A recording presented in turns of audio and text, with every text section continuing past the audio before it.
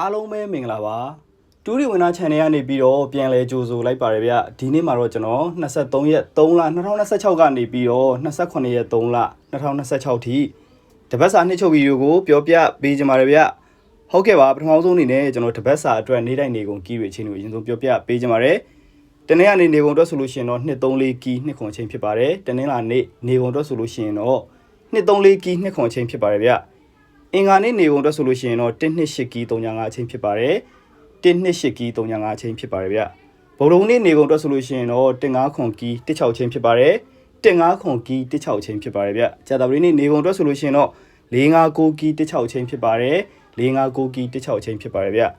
တောက်ကြနေ့နောက်ဆုံးနေ့အတွက်ဆိုလို့ရှိရင်တော့931ကီး49ချင်းကိုရွေးထုတ်ပေးထားပါတယ်ဒါတွေကတော့တပတ်စာအတွက်နေ့တိုင်းနေကုန်ကီးတွေချင်းတွေဖြစ်ပါတယ်ဗျဟုတ်ကဲ့ပါဆက်ပြီးတော့ကျွန်တော်တပတ်အတွင်းလိုက်တဲ့စိတ်ကြိုက်ပတ်တီလေးလုံးလည်းပြောပြပေးကြပါမယ်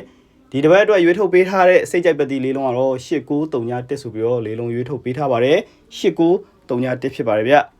ဗုဒ္ဓမကျော်ပရိ3လို့လည်းဆက်ပြီးတော့ပြောပြပေးကြပါမယ်ဒီတပတ်အတွက်ရွေးထုတ်ပေးထားတဲ့ဗုဒ္ဓမကျော်ပရိ3လုံးကတော့349 break ဖြစ်ပါတယ်349 break ဖြစ်ပါတယ်ဗျ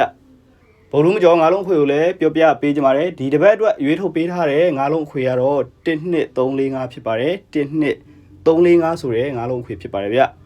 ဒီတပတ်အတွက်အကြိုက်ဆုံးအတွဲကတော့တပတ်စာအကြိုက်ဆုံးအတွဲကတော့အပူးနဲ့ပါဝါတွေကိုကြိုက်ပါတယ်အပူးနဲ့ပါဝါကိုကြိုက်ပါတယ်ဗျ